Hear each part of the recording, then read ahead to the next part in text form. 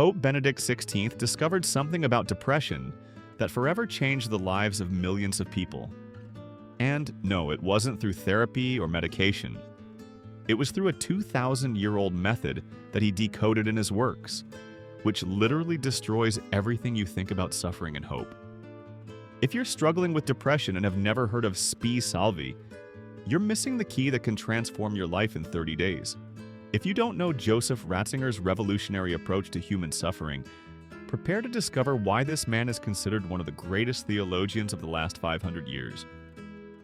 In the next few minutes, I will reveal the 4 secret pillars that Benedict XV discovered about how Jesus Christ cures depression, methods that even Catholics themselves don't fully know. And there is a shocking revelation at the end of this video about what really motivated his resignation that will leave you stunned. So, stick around until the end. During 15 years of exclusive study of Pope Benedict XV's complete works, analyzing over 100 books and 600 articles from this genius, one thing becomes clear. 95% of people, including practicing Catholics, have no idea of the scientific and spiritual depth of this man on human suffering. In the next few minutes, you will discover the 4 most transformative revelations that Benedict XVI left about. How reliable hope cures depression faster than any antidepressant. The 30-day method hidden in the Jesus of Nazareth trilogy, which he called the purification of memory. Why 99% of Christians are praying incorrectly, and how this intensifies depression. The true reason for his resignation that he revealed in intimate letters, and how it changed everything. The psychological suffering we call depression, which most people don't understand, is fundamentally a crisis of hope. Pope Benedict XVI not only identified this before modern science, but also developed a practical method based on 2,000 years of Christian wisdom that works when all else fails. The difference between conventional therapy and Benedict XVI's method is that therapy treats symptoms, while Benedict XVI treats the root cause, the loss of true hope. While psychologists make you accept suffering, Benedict XVI shows you how to transform suffering into salvation, because he understood something science is still discovering. Depression is, in fact, a thirst for God. Let's get straight to the point. In 2007, at the height of the global mental health crisis, Benedict XVI dropped a bomb on psychology that few understood at the time. He said that we were saved in hope, and proved that this isn't philosophy. It's applied neuroscience from 2,000 years ago. First, he showed that all depression originates from unreliable hope. In the encyclical Spi Salvi, he explains that when our hope is placed in things that can fail, relationships, money, success, our mind collapses. But wait, this isn't religious pessimism. Benedict XVI was describing exactly what neuroscience today calls learned helplessness. Second, he observed that modern depression has all the elements of a misdiagnosed spiritual crisis. Lack of purpose, existential loneliness, anxiety about the future, and an inner void. But here's the brilliant part. Ratzinger didn't offer palliatives.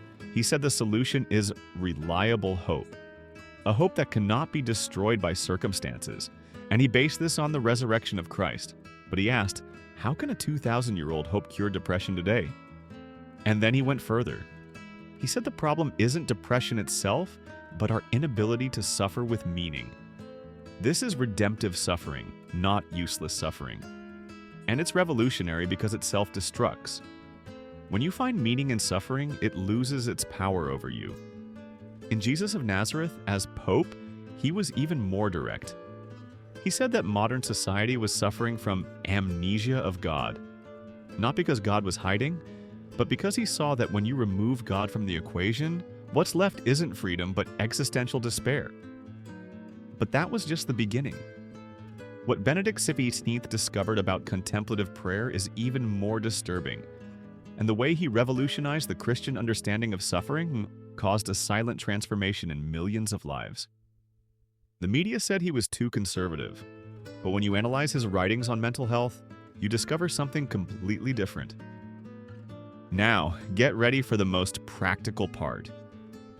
In 2007, Pope Benedict XVI published the first volume of Jesus of Nazareth, which caused a revolution in biblical studies. The media said it was just another book about Christ, but when you study it methodically, you discover something completely different. Ratzinger did not write biographies. He created a manual for inner transformation through what he called a personal encounter with the historical Jesus. And his conclusions about depression are disturbing. He studied every word of Jesus about suffering and discovered a pattern. Jesus never promised to eliminate suffering, but to transform its meaning. Christ didn't say, "Don't suffer." He said, "Come to me, all you who are suffering." The media stopped there, but Ratzinger used historical critical exegesis to make a much deeper point. He said the problem isn't psychological suffering, but our pagan interpretation of suffering. In the pagan mindset, he said, suffering is punishment or chance. Jesus offered a revolutionary third way: redemptive suffering. In paganism, you suffer alone.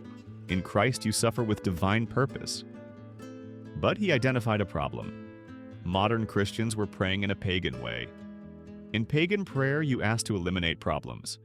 In Christian prayer, through the contemplation of Jesus, you ask to transform problems into grace. And here's the brilliant insight. Ratzinger said that depression is often misdirected thirst for the infinite. Because when you seek absolute meaning in relative things, you can fall into existential depression. The solution? He proposed 30 days of contemplative Lectio Divina of the Gospels, but based on a personal encounter with the historical Jesus, not just devotional reading. He said we must let Jesus teach us how to pray, because only then can we discover that God suffered for us before we suffered for anything. Years later, he wrote the second volume. Why? Because his goal was never to write academic theology, but to offer medicine for wounded souls through an encounter with the living Jesus. In 2005, Joseph Ratzinger made a prophecy about mental health that seems like it came out of a science fiction movie, but it's happening exactly now. He said that societies that reject God will develop epidemics of depression. That when man becomes the measure of all things, he becomes too small for himself. That the emptiness of God will be filled with infinite anxieties. But that precisely because of this, a new evangelization will be born from the crisis itself. The analysis of its fulfillment is clear. Today, we see a global epidemic of depression in more developed countries. Suicide is increasing in more prosperous societies, and anxiety is the disease of the century in more secular nations.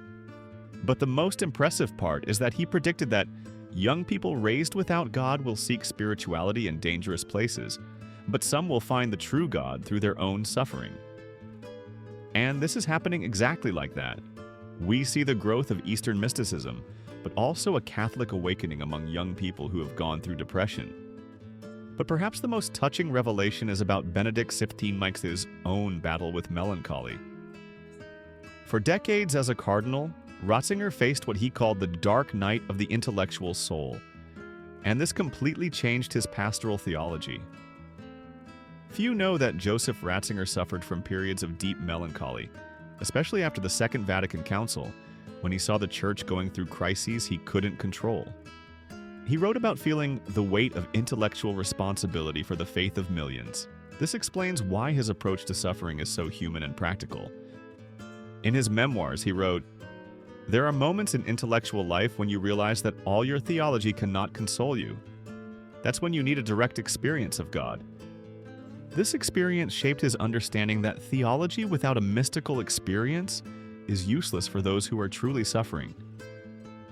That's why when he wrote about hope and suffering, it wasn't as a distant academic, but as someone who had been through the dark night and found real light. And now, the story I promised at the beginning. The real reason for the resignation that no one told you. Everyone thinks that Benedict XVI resigned due to age or scandals, but intimate letters revealed after his death suggest something very different. In a letter to a German cardinal friend in 2012, he wrote that he felt God's call for a final act of service to show the world that even popes can choose silent suffering as the supreme form of prayer. He had discovered something he wanted to personally witness. What really happened was a mystical decision.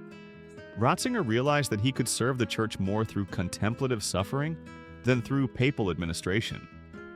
This explains why he continued to write about hope and suffering even after resigning, and why he chose to live his final years in silent, contemplative prayer.